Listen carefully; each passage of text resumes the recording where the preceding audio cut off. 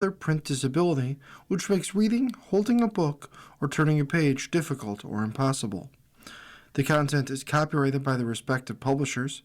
For more information, please visit us on the web at nfradioreading.org. Hello, and this is Chris, and for the next hour I'll be reading from the June 27th issue of the Buffalo Criterion on the Niagara Frontier Radio Reading Service. I start with an article titled Buffalo Juneteenth Celebrates 50 Years of Legacy, Leadership, Culture, and Community. The Buffalo Juneteenth Festival proudly celebrated its 50th anniversary with a week of events that honored the past, celebrated the present, and inspired future generations. Thousands of residents and visitors participated in one of the nation's longest-running Juneteenth celebrations, commemorating 5 decades of African American history, culture, achievement, and community empowerment. Under the theme, Honoring the Past, Serving the Present, Inspiring the Future, this year's celebration featured a sold-out anniversary gala, Sankofa Days activities, cultural and educational programming, youth leadership initiatives, community health and wellness events, the annual parade, and a vibrant weekend festival in Martin Luther King Jr. Park. A historic moment during Buffalo's Juneteenth 50th anniversary occurred at Juneteenth headquarters when Governor Kathy Hochul signed legislation officially adding the Harriet Tubman Underground Railroad Byway to New York State's scenic byway system. The first phase of the Harriet Tubman Underground Railroad Byway encompasses more than 176 miles and connects 22 sites associated with Harriet Tubman, the Underground Railroad, and freedom seekers throughout New York State. The bill signing represented a significant milestone in preserving and promoting the history of one of America's most revered freedom fighters. Joining Governor Hochul for the signing were Assembly Majority Leader Crystal Peoples-Stokes, sponsor of the legislation in the Assembly, and State Senator April N.M. Baskin, who championed the legislation in the Senate. Senator Baskin noted that there could be no more fitting occasion than the 50th anniversary of Buffalo Juneteenth to officially enact legislation honoring Harriet Tubman's legacy and the enduring quest for freedom. The signing underscored Buffalo's Juneteenth role not only as a celebration of freedom and culture, but also as a platform for education, historical preservation, civic engagement, and public policy. The historic legislation connected the legacy of Juneteenth with the ongoing effort to preserve and honor the stories of those who risked everything in pursuit of freedom. A highlight of the celebration was the recognition of 2 distinguished community leaders in this year's NANAs, elders, Judson T. Price, Jr., co-founder of Buffalo Juneteenth, and Assembly Majority Leader Crystal Peoples-Stokes, who also served as the festival's Grand Marshal, were honored for their leadership, service, and lasting contribution to the Buffalo community. The Nana tradition, supported in recent years by the Buffalo Urban League, celebrates respected elders whose wisdom, leadership, and commitment have helped shape the community and preserve its history for future generations. The festival also celebrated the next generation of leadership through the crowning of the 2026 Juneteenth Royal Court. Wanye R.F. Rhodes Carter was crowned Malik, while Aliyah L. Agostini Livingston was crowned Malika. Aliyah Agostini Livingston represents a living connection to Buffalo Juneteenth's founding legacy. As the granddaughter of co-founder Justin T. Price, Jr., she carries forward a family tradition of leadership and service. An accomplished author of children's books focused on Black history, culture, and Juneteenth, she continues to educate and inspire young readers through her work. Malik Wanye Rhodes Carter exemplifies academic excellence, leadership, and community service. A dedicated college student deeply rooted in Buffalo's community, he has distinguished himself through scholarship, civic engagement, and a commitment to uplifting others through service. The festival's youth ambassadors and participants in the Youth Empowerment Zone, YEZ, were actively engaged throughout the celebration, demonstrating Buffalo's Juneteenth's continued investment in developing future leaders and ensuring that the festival's legacy remains strong for generations to come. One of the most anticipated events of the week was the annual Buffalo Juneteenth Parade. This year's parade welcomed more than 4,800 participants from throughout Western New York, representing an increase of nearly 1,000 participants over last year. Marching bands, drill teams, community organizations, youth groups, cultural organizations, businesses, elected officials, faith institutions, and classic car enthusiasts filled the streets in a colorful celebration of freedom, unity, and cultural pride. A special highlight of the parade was the participation of next-level chef champion Darian Byron and his family, who rode at the head of the parade in the fleet of classic cars. Brian shared that participating in Buffalo Juneteenth Parade had long been a dream of his, making the experience especially meaningful for him and his family. The parade award winners showcased creativity, talent, and community spirit that have made this event one of the region's premier celebrations. Parade award winners included Best Juneteenth Anniversary Float to the Buffalo Urban League, Dynamic Drill Team Champion, Rhythm, Extreme Pressure, Best Action Award, 716 Rollers, Best Movement Award, South Park High School Marching Band.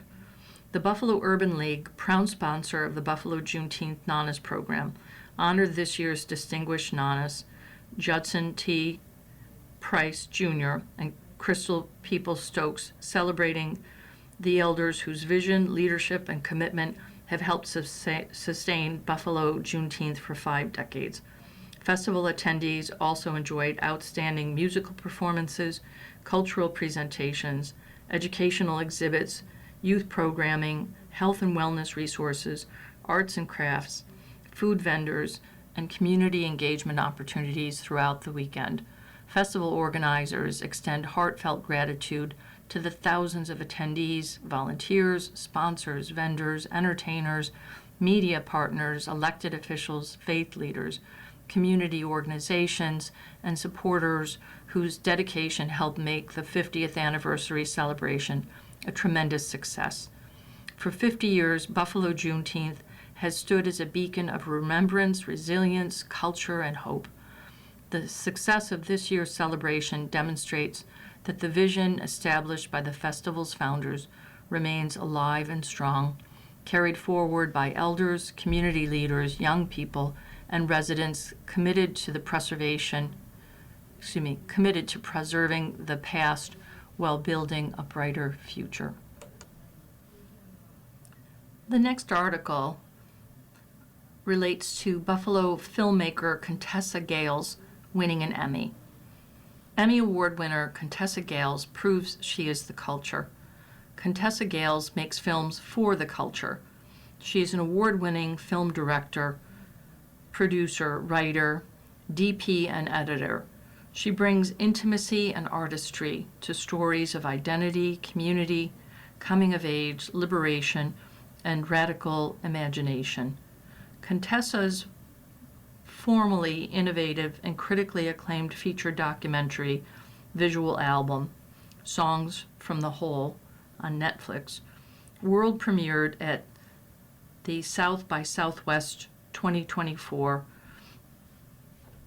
ceremony, where it won the Audience Award. The film went on to earn many accolades, including the Black Star Film Festival Jury Prize, the Cinema Eye Honors Heterodox Award, 2 NAACP Image Award nominations, an IDA Award nomination, 4 News and Documentary Emmy Award nominations and the Emmy Award win for Outstanding Art Direction. Contessa premiered The Debutantes on Zumo at the 2024 Tribeca Film Festival and Documentary Competition, and her documentary short, Founder Girls, in parentheses, BET, end parentheses, was executive produced by Queen Latifah and premiered at the 2023 Tribeca Film Festival. Her work has been supported by Impact Partners, Field of Vision, Sundance Institute, International Documentary Association, and more. She has been awarded fellowships and artist residences with Film Independent, SF Film, Firelight Media, Chicken and Egg Pictures, the Bay Area Video Coalition, and Open Society Foundations. She was named to DOC NYC's 40 Under 40 list and is currently a Concordia Fellow.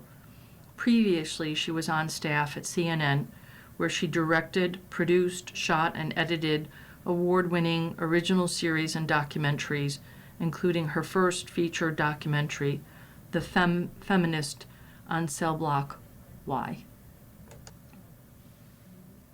The next article relates to the AKA Sorority Awards Georgie Stokes Walker Scholarships.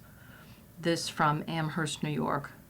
Xi Epsilon Omega chapter of Alpha Kappa Alpha Sorority Incorporated proudly awarded the Georgie Stokes Walker Scholarship to Carrington Mann and Alan Smith, both students from the City Honors School, during a luncheon held on Sunday, June 14th at 1 p.m.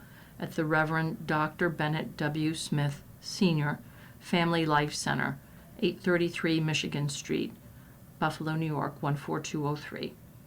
Established in honor of Georgie Stokes Walker, the scholarship recognizes students who demonstrate academic excellence, leadership, and commitment to community service.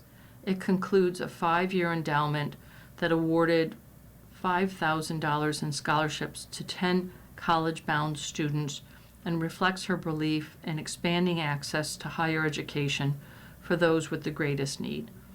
Xi Epsilon Omega chapter remains steadfast in its commitment to fostering student achievement and advancing Alpha Kappa Alpha Sororities Incorporated mission of scholarship service and sisterhood. The next article is by Eva M. Doyle, A Homework Learning Kit, Student Breaks. School will be out in the summer break in June. Many teachers will tell you that students lose learning during these times. This is why parents and guardians must do everything possible to keep students involved in learning activities. Many years ago, while teaching at the Buffalo schools, I used to send home a homework package for each student to continue their learning over the school breaks. Teachers will tell you that during summer and winter breaks, students get deconditioned from learning. I always sent home a package of reading, math, and writing projects for the students to do during the time they were not in school. I had one parent who was going to take a family trip to Disney World. She came to my classroom and asked me to prepare some work for her child so that she could do it when on the plane and in the hotel room when they had breaks. I thought that this was a good idea. I also sent homework for her to do. I used all completed work as extra credit for grades. I checked the returned work and made sure that it was done correctly. This parent came in and thanked me for the extra work. This brings me to the idea that during all unpredictable weather patterns, the parents should prepare a learning kit for their students. I also want to remind parents that they should replenish their child's school supplies all year and not just when it's time to buy school supplies. Many students run out of basic supplies in the middle of the year and need extra paper, notebooks, and other things to use. Following are some suggestions to create a learning kit at home. 1. Create a small library with books to read on a variety of subjects. 2. Make sure you have a supply of paper and composition notebooks. 3. You can purchase activity books at many stores in science, math, social studies, and language arts. 4. Keep creative art supplies on hand. Students enjoy painting, drawing, and coloring. 5. Keep flashcards on hand. You can also have students make their own flashcards in math and other subjects. 6. I firmly believe in encouraging our students to write. They can use composition books to keep a daily journal. Encourage them to write poetry about the winter or their favorite holiday. 7. Encourage your child to create their own book on any subject that they like. 8. Students can also research a famous person in Black history and write a report and create a poster about this individual. It's important for students to continue their learning at home when they're not in school so they don't fall behind. Another way to keep them involved is to take them on field trips around the city and beyond. Our libraries have many activities. The Museum of Science is a great place for fun. Even the zoo can be a place for learning about different animals. Encourage your child to keep a journal about their summer travels, which will serve to improve their writing skills. You are listening to a reading of articles and features from the Buffalo Criterion on the Niagara Frontier Radio Reading Service. The next article is titled Freedom Walk, Harriet Tubman Statue Coming to the Corridor. This from Buffalo, New York.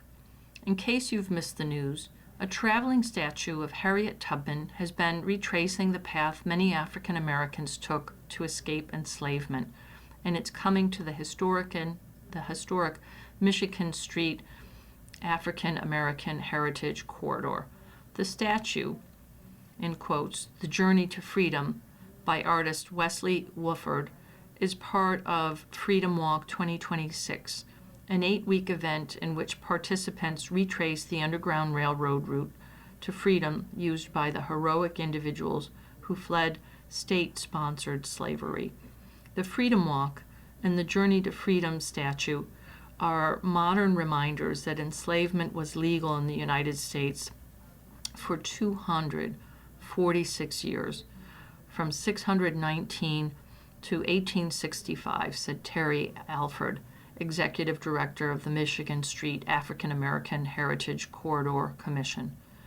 As the 250th anniversary of the nation's independence and founding moves closer, these are important reminders that even though America has been great for some, it still has a way to go for so many others to fulfill its promise of liberty and justice for all. The Tubman statue, which shows the fierce abolitionist on a harrowing rescue mission, represents America's struggle to live up to its promise of freedom. Currently in Niagara Falls, it will be celebrated in the historic corridor on June 28th from 2 p.m. and on June 28th at 2 p.m. and June 30th from 3:30 to 4:30 p.m. It will be proudly displayed on the Freedom Path behind the Nash House Museum and the historic Michigan Street Baptist Church. Freedom Walk 2026 will cross into Canada on July 1st. This news comes after Governor Kathy Hochul signed legislation to officially add the Harriet Tubman Underground Railroad Byway to the New York State Scenic Byway System. The next article by Tandy Lau from Amsterdam News is titled Mamdani's Top Criminal Justice Advisor, Justine Olderman, Talks About New Role and Closing Rikers Islands. Will teamwork make the dream work? Former executive director of the Bronx Defenders, Justine Olderman, has joined the Mamdani administration's growing roster of criminal justice reform experts tasked with closing the Rikers Island jails. On June 5th, Mayor Zohran Mamdani appointed her as Criminal Justice Coordinator, a key advisory role for reducing the city's carceral footprint. This is an effort that is going to take all of us to close Rikers Island, Olderman said by phone. For me in particular, That means working with the public defenders, the DAs, the judges, and service providers to reduce the number of people held in pretrial detention. She pointed to 3 ways the city can bring down Rikers' population. First, through fewer people going in, then by connecting those in custody with services and revisiting what support they need so they can get out faster. And finally, by reducing case delays. Lengthy case delays are the biggest factor in increasing pretrial detention, according to the city. Just a little over a year remains before the city's deadline to shut down Rikers.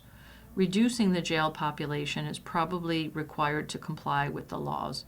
4 borough-based jails will hold the remaining people in custody after Rikers Island shutters, but there are fewer beds in the new facilities combined because their designs focus on programming, healthcare, and generally more humane spaces. In this position, aldermen will answer directly to First Deputy Mayor Dean Fullahan and also oversee day-to-day operations for the Mayor's Office of Criminal Justice. Justine Alderman has spent her career standing alongside New Yorkers as they navigate a criminal legal system that too often falls short of the fairness and dignity every person deserves, said Mamdani. Her commitment to justice and accountability reflects the values our administration is fighting for every day. We're proud to welcome Justine to our team, where she will help build a city in which justice is accessible to every New Yorker. Over the past several months, Mamdani has enlisted several other criminal justice reform advocates to serve in his administration. He appointed Stanley Richards, who led the reentry nonprofit Fortune Society, as Department of Correction Commissioner in late January. Mamdani later handpicked Dana Kaplan, one of the key figures behind the borough-based jail plan, to serve as the closed Rikers czar. His Office of Community Safety, headed by criminal justice reform experts Renita Francois and Dr. Aisha Delaney Brumsey, will focus on upstream solutions to divert people from entering Rikers Island. Alderman knows that addressing people's needs before they result in arrest and incarceration will both reduce crime and decrease the number of people in jail and prison, said Richards. She will be an essential partner in helping us close Rikers and create a justice system that is centered on the humanity of everyone involved. Alderman spent her recent years at NYU School of Law, where she leads a pretrial freedom lab and teaches as a distinguished scholar at the Center on Race, Equity, and Law. Previously, she worked at the Bronx Defenders for more than 2 decades, and her last 6 years there as executive director. She pointed to her previous work collaborating to bring down the city jail population during the COVID-19 pandemic. We're all very motivated to get as many people out of Rikers Island as possible, said Alderman. We routinely met and went through the jail rosters to try to figure out who could be released as quickly as possible to bring that population down, and that's an example of the type of work that I think I'll be doing in this new role as Criminal Justice Coordinator. The next article is titled, New York State Office of Children and Family Services launches new family guide to child care and early childhood resources. The guide includes enhanced user-friendly child care search tool and other resources for families. The initiative fulfills Governor Hochul's State of the State goal to create an online parent resource center. The New York State Office of Child and Family Services today announced the launch of a new online family guide to child care and early childhood resources, including an enhanced user-friendly child care search tool to help families more easily access information on finding and paying for child care and on child development and school readiness. Real-time information is valuable to most people, and particularly of great use to those seeking childcare resources, said OCFS Commissioner Dr. Demia Harris Madden. Governor Hochul has expanded opportunities exponentially for children to participate in safe and affordable early childhood experiences and programs. The expansion was designed to include resources that help families navigate complex systems. To ease the burdens of identifying appropriate childcare opportunities and financial supports, OCFS developed this new web-based guide that will make it easier for families to find affordable childcare and additional resources in real time. With the goal of streamlining information and resources shared with parents and families, Governor Kathy Hochul, in her 2025 State of the State address, directed OCFS to launch a Parent Resource Center webpage that would allow New York parents, caregivers, and families to access information and resources about how to find childcare, how to pay for childcare, and information on child development and school readiness. This new guide fulfills that goal. The Family Guide to Childcare and Early Childhood Resources can be found under the Division of Child Care Services, DCCS page on the OCFS website. Visit ocfs.ny.gov/programs/childcare/families to learn more and access the guide. The guide connects parents and caregivers with trusted information on childcare, financial assistance, health and safety, and early learning. These resources help families make informed decisions and find services they need across New York State. The enhanced child care tool enables families to search for child care providers by address or proximity to care, including the ability to search for care between two addresses, such as the parent's home and work location, hours of care needed, program type, and program staff's ability to administer medication, including emergency epinephrine. Searching for childcare is one of the main reasons families come to the OCFS DCCS webpage, and making this function more user-friendly aligns with Governor Hochul's goal outlined in 2025, said OCFS Deputy Commissioner for Child Care Services, Nora Yates. Not only are we delivering on the State of the State goal, but we're also making it easier for families to access resources on child care and search for child care.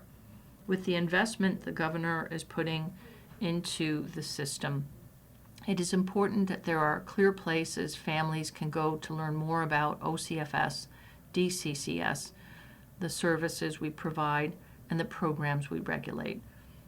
Other resources on the new webpage include the application for the New York State Child Care Assistance Program, in parentheses CCAP, and a parent and caregiver's guide to child care, as well as information on safe sleep practices, health and safety resources, early childhood development, and school-age supports.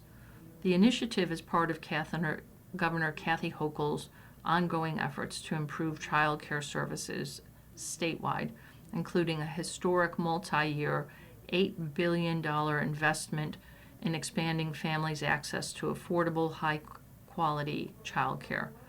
The 2026-27 enacted state budget invests an unprecedented $4.5 billion in child care and pre-kindergarten, a $1.7 billion increase that is projected to provide thousands of additional families with affordable child care. Governor Hochul is increasing funding for CCAP alone by $1.2 billion. This historic investment will bring Child Care Assistance Program, CCAP, funding up to $3 billion, a 40% year-over-year increase that grows the program to 3.5 times what it was when Governor Hochul took over office. The budget also invests over $60 million in the first 3 universal child care pilot programs in Broome, Dutchess, and Monroe counties for children ages 0 to 3, and $73 million in New York City's 2 Care program. You're listening to a reading of articles and features from the Buffalo Criterion on the Niagara Frontier Radio Reading Service. The next article is titled, Governor Hochul Announces Opening of $77 million Plant in Lackawanna. Governor Kathy Hochul today announced the grand opening of a new $77.2 million manufacturing and distribution facility by Decorators, Inc. in Lackawanna.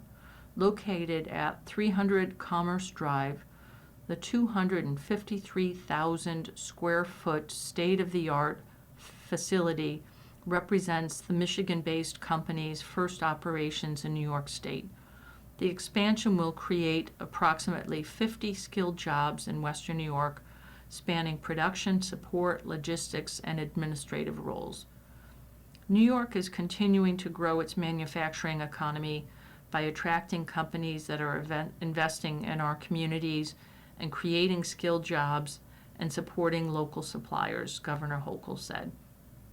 Decorators' decision to establish its first New York State facility in Lackawanna is a strong vote of confidence in Western New York's workforce, infrastructure, and long-term economic potential. The new facility will specialize in manufacturing Decorators' products made with patented Surestone technology, a sustainable, mineral-based composite decking material crafted from crushing limestone. By expanding into the Northeast region, the company aims to meet accelerating sales demand from DIYers and commercial builders. Decorators Executive Vice President Ryan Kemp said, "This state-of-the-art facility represents a critical milestone in our Northeast expansion, allowing us to meet aggressive customer demand by initially doubling our manufacturing capacity for Surestone technology. Lackawanna offers a fantastic community partner and a site with rich manufacturing history. By establishing our presence at 300 Commerce Drive, we're ensuring our weather-resistant, mineral-based decking can be distributed quickly to retail locations across the region." The extensive project involved renovating an existing 168,000 square foot industrial building and constructing a 19,000 square foot addition. The next article by Ben Jealous is titled, Hey Cousin, What I Saw on Juneteenth at Andrew Jackson's Plantation. On Juneteenth, I traveled to the Hermitage, President Andrew Jackson's plantation outside Nashville, to celebrate black music. Neither Juneteenth nor black music had ever been celebrated there before. Leela Harris flew in from Maryland. She descends from Alfred, born enslaved on that land. When freedom came, he chose the name Jackson for himself. He asked to be buried beside the president, and he was. She stood on that same ground and spoke. Other descendants of the enslaved came too. Hundreds of black folks, hundreds of white folks, likely the largest gathering of black people there since slavery ended. Leela grew up with a tradition. Her family believes they descend from Andrew Jackson himself. Others say that cannot be, that Jackson fathered no children. The family carries the story. The records carry a silence. My cousins are the Hemmings of Monticello. For centuries, they said that they descended from Thomas Jefferson through Sally Hemings, the enslaved half-sister of his wife. They were told it was impossible. Then the silent science proved them right. I told the crowd to call each other cousin, and I meant it plainly. If your family has been in Tennessee or Virginia a long time, the odds are good that black, white, or native, You are kin to people who do not look like you. All afternoon you could hear it across the lawn. Hey, cousin, Chris Corley is an eighth generation Tennessee farmer. His family included soldiers who fought alongside Andrew Jackson, and he grew up proud of that. Chris has fought for racial justice in Tennessee. He teared up that day. Chris remembers that when his elementary school in Alexandria, Tennessee, was desegregated, a white father stormed in, using a slur for the black children and swearing his kids would never sit beside them. The principal knocked him down where he stood. He decided that was better than letting a man block the schoolhouse door. Young Chris agreed.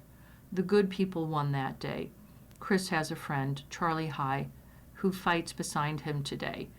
Charlie remembers his own father coming home from the courthouse one day, excited. He had watched Diane Nash and the students from Fisk stand their ground. His dad then marched his young white children around the living room the way Nash had marched and praised them. I'm proud of the Hermitage team for not flinching, for digging into the hard question instead of hiding from them. It is why I tell people we must step into the gray. We have always been more connected and more human than the history books let us believe. Juneteenth was the right day to remember all of it. In a single instant, the government stopped calling human beings property and started calling them the political equals of the men who had owned them. There may be no other holiday that marks a turn so complete and so sudden. So we stood on sacred and stained ground. We sang and we called each other cousin. We cannot control what was done to us or for us. We can control only what we build now. Ghosts cannot heal us. Only we can do that. The oldest truth my grandmother, Mamie Blanche Todd, ever taught me was this: our people were always free. Strange, from a woman with 3 grandparents born into slavery. But it is both a basic Christian principle and a law of nature. Her 3rd great-grandfather carried that same fire. His name was Richard Bland. In 1766, he published a pamphlet asserting the very point against the British Crown. Under English government, all men are born free, regardless of what the king said. Richard owned people even as he wrote it. His blood runs on both sides of the line. 2 of his grandsons were half-brothers. They shared a father. One was born free. The other, Frederick, was born enslaved, 6 years the elder. 2 brothers, 1 father. One owned the other. That is my family. That is the country. Our cousin, President Thomas Jefferson, had a word for that freedom. He wrote that we are endowed by our Creator with certain unalienable rights, among them liberty. Unalienable. It cannot be sold, surrendered, taken away, or even granted. And like the Blands, his family owned their own kin. His words outran him too. From the Revolutionary War to the Civil War, then to the Civil Rights Movement, the fight was never to win our freedom. It was to make a nation finally recognize what was already true. Freedom is a right of all humanity. Period. Full stop. As we mark 250 years as a nation, that is still the work, to finally defend the freedom of every last one of our cousins, because this is what we all are. Hey, cousin. The next article, also written by Eva M. Doyle, is titled Haitians Fought in the American Revolution. There has been a great deal of negative news recently about immigrants. However, what most people miss is the fact that immigrants from various countries have contributed in positive ways to our country. As we get closer to the July 4th holiday, the role of Haitians should be recognized in the struggle for this country to become free of British rule. It may surprise some, but Haitian fighters fought alongside the white colonists in the American Revolution. There's a Haitian memorial monument honoring Haitians who fought in this war in Savannah, Georgia. They fought in a battle known as the Siege of Savannah on October 9, 1779. According to the Savannah News, the bronze soldiers on this monument represent the service and sacrifice of Haitian unit that fought on the siege. The hatless drummer boy is the 12-year-old future king of Haiti, Henri Christophe. The sculptor of this monument was James Maston of Miami, Florida. There were 2 unveilings. The first one showed only 4 statues, but due to a single donor, the second one was unveiled in 2009 with 6 statues. The location of the Haitian Memorial is in Franklin Square in Savannah, Georgia. The Haitian unit was known as the Chasseurs Volontaires. The Savannah Morning News reported that it was one of the largest units of soldiers of African descent in the American Revolution. There was a second unit of Haitians that fought in Pensacola, Florida in 1780. As we observe the July 4th holiday celebration, let's remember the service of Haitians. Let's also remember the names of black soldiers from the U.S. who made sacrifices to help America become a free nation. School textbooks often do not include their history. The first person to die in the American Revolution was a black man named Crispus Attucks. He stood in front of a mob of angry colonists and confronted a small contingent of British soldiers. He was the first to be shot down. Crispus Attucks became a martyr for the patriot cause. The date was March 5, 1770. He was taken to a place called Faneuil Hall, along with the others who were killed that day. Thousands of mourners came to pay their respects. The anniversary of the massacre that was observed in Boston every year until 1840s. There is a monument in Boston erected in honor of Crispus Attucks and the 4 men who died with him. This columnist, along with my late husband, visited that monument many years ago.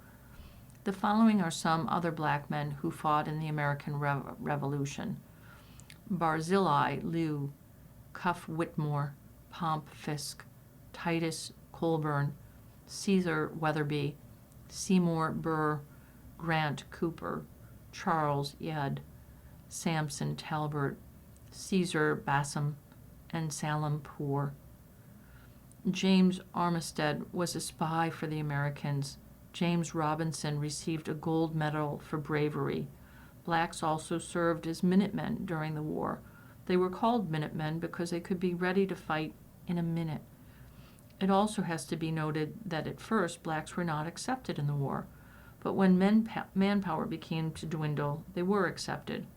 During your July 4th celebrations, I hope you would take time to read this article to your family and friends. Don't forget the sacrifice these brave black men to this country's freedom. You are listening to a reading of articles and features from the Buffalo Criterion on the Niagara Frontier Radio Reading Service. The next article is a reprint written by Frank Gist, and it's titled Snap Goes Snap. One of the greatest lessons I learned in college as a student on my own for the first time was a broke person thinks differently. Let me explain. I attended Boston University and resided in the dormitory where students ate in a full-service cafeteria every day except holidays. Being too expensive to come home for breaks, during that time the cafeteria was closed, and I was broken as a joke and had no idea where I was going to eat my next meal. It wasn't like Mommy was going to cash app me money. Instead, a check would suffice, but it took a check in the mail that might take weeks. So my mindset and survival instinct took over. I knew I could always eat something if I could just get past the lone cashier at the local 7-Eleven. I'm ashamed to admit it publicly, but I would go to that grocery store to shoplift. I became a thief and didn't care, something I would have ordinarily been too afraid to do. But when it comes to hunger, I lost all sense, the law, morality, and common sense. I recognize then people think differently when they have no money to have the essentials of life. I'm bringing this up in reference to the 40% cut in the SNAP program, food stamps, also known as Safety Net Assistance program, mandated by Trump's, quotes, big, beautiful bill, which some might think of differently, passed last month. 40 million Americans will be affected. Change is coming for many people that receive SNAP and want to receive it. For example, from now, a recipient can only receive SNAP benefits for no more than 3 months in a 3-year period. Also, there will be a job requirement to receive benefits. At first, I thought it was Trump's way of putting black people in their place. But what Trump probably doesn't know is more white people receive food stamps than black. Mostly card-carrying MAGA supporters. Some baby boomers may remember a time before food stamps when the U.S. government had a food center where surplus food was provided for free and very low cost to people on welfare, and Buffalo was in the Maston Street Armory. At that time, the government brought up excess crops and livestock products from farmers to stabilize prices and prevent market collapse. This surplus included butter, cheese, flour, canned meats, peanut butter, and powdered milk. Today, the government spends billions subsidizing farmers not to grow crops. Maybe it's time to reconsider surplus food again for the masses. These SNAP cuts are sure to increase the crime rate in both black and white communities. Mark my words, people. If you think crime is fueled by drugs, crime fueled by drugs is bad, that will pale in comparison to the drive for food. No food, no peace. The next article by Pat Freeman, also known as the Mighty Oba, is titled Brian Flores Lawsuit versus the NFL is about more than 32 jobs. The Brian Flores lawsuit is about more than just 32 jobs. It's about how this league manipulates the athletes into bad CBA agreements, how this league ignores the physical repercussions involved in playing at a level into mandatory Thursday night games for the entire season. This league also deceived its players by not disclosing all their incoming revenue streams, which includes online gambling, in which players are not reaping a fair share of this latest revenue stream. This lawsuit also involves the allegation of one owner attempting to bribe Brian Flores into tanking games, which could trigger a change of ownership of the Miami franchise to save the credibility of the league. These 32 owners have carefully spun a web of manipulation across most political representatives by contributing across the board to maintain their operation as a 501c6 institution, while taking advantage of municipalities across this nation. This league has also determined the beneficiaries of coverage of the league, despite appearing to be thankful for all press coverage, but little is ever said of the bias of related sponsorship, rarely trickling down to media outlets of color. The outlets that do benefit, especially in Western New York, very rarely invite the 4 credentialed media members of color for any extra broadcast work during the season. And this is why I say this lawsuit is about more than just 32 jobs. It must open the door to a full examination of an institution that practices segregated economics, only allowing the current athlete to feel compensated while the former players suffer through various ailments that would make you wonder how the sport is the most popular in the country.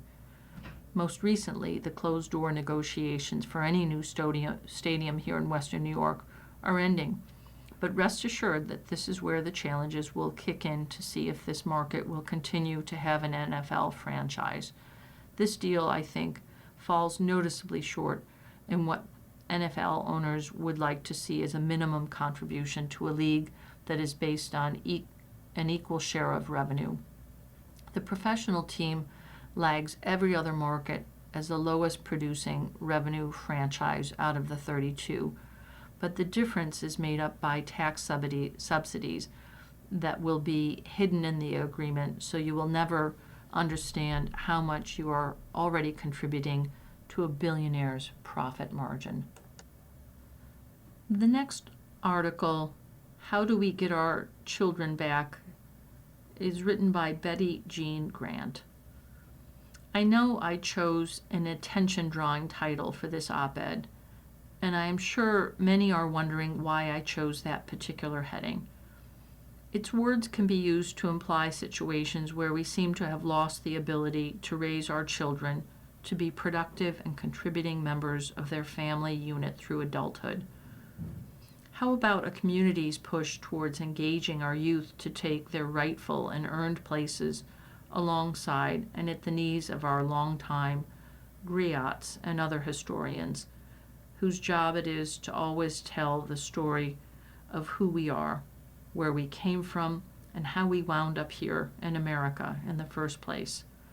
Although it is well documented that African explorers visited North America and possibly South America centuries before the artifacts found on Easter Island that resemble Africans with their thick lips and broad noses, we don't give enough credit to Africans' skill as travelers. For example, boatmen, who had the ability to travel the 7,000 miles or more from Africa to Chile. The dark-skinned, broad-nosed ocean travelers may have been the models for this fantastic discovered treasure, or they may have even been the artists or sculptors themselves.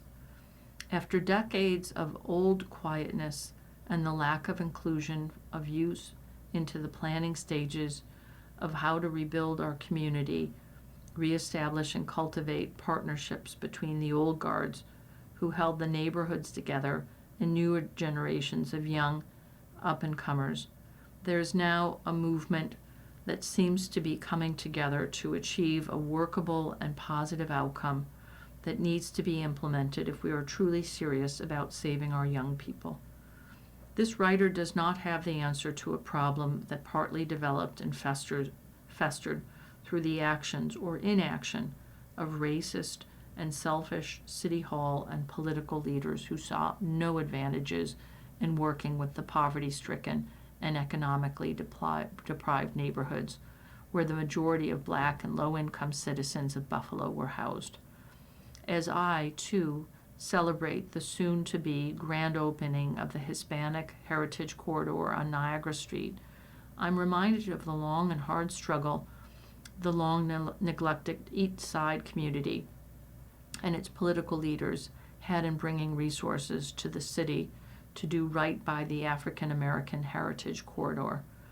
In addition to the Nash House, the Colored Musicians Club, WUFO Radio, Michigan Street Baptist Church, and the current home of the NAACP, the leadership of the AAHC is in the process of acquiring available real estate in the area to increase their footprint. I sincerely hope that the addition of a Buffalo Museum of Black History will be added to the list of things Black people need or should have in the African American Heritage Corridor on the east side of Buffalo. The last article by Julianne McGee is titled, Come Be Blessed and Revived. The community is invited to attend this year's New York First Jurisdictional Annual Convocation Revival starting July 13, 2026 through July 17, 2026 at the State Tabernacle, Kojic, located at 23 Glenwood Avenue. This year's theme is taken from Psalms 27:13 through 14, saying, "Hold on when giving up is not an option." With this theme, the convocation encourages everyone to stay with the Lord, no matter what people, places, or situations may look like. District number 4 is comprised of 3 churches, which are apart from the Western New York First Ecclesiastical Jurisdiction of the Church of God in Christ. Bishop James R. Wright, Sr., Ph.D., is the jurisdictional prelate, and Mother Althea F. Chaplin is the jurisdictional supervisor of the Department of Women. There will be singing, prayer services, and the spoken word every night, and services will begin at 7 p.m. nightly. Elder Russell C. Bell is the district superintendent, and Lady Kimberly Lewis is the district missionary. Highlights of the meeting will include Wednesday night keynote speaker, Apostle Linda Threat of Michigan. Women's Day is Thursday night, and the keynote speaker will be Lady Avella Lanny of New Life Harvest, Kojic. All women are encouraged to wear white. Friday night is the official night where district superintendent will be honored. The community is welcome to attend the services. The event will start at 6:45 p.m. To support this convocation, people can donate using Cash App, $ district number 4 SOAR, or send a check or money order to District 4 SOAR, P.O. Box 1534, Buffalo, New York 14215. You've been listening to a reading of articles and features from the June 27th issue of the Buffalo Criterion.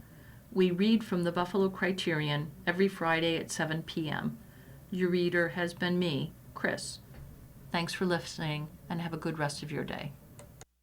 Coming up next in the Niagara Frontier Radio Reading Service, we have the New York Times.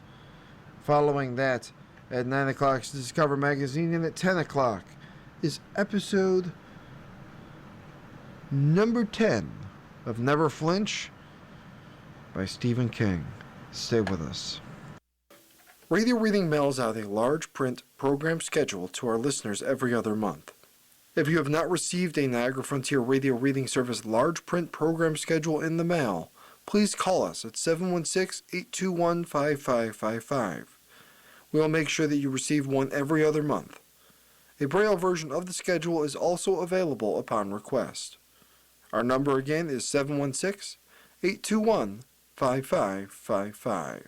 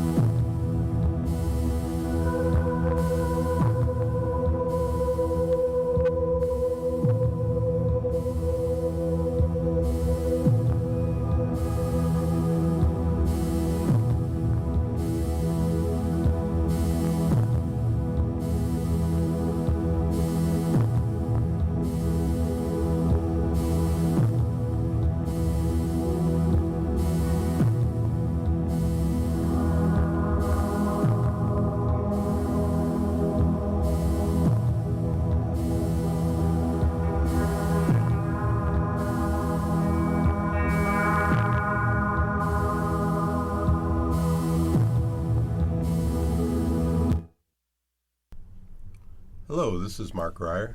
For the next hour, I'll be reading from the July 2nd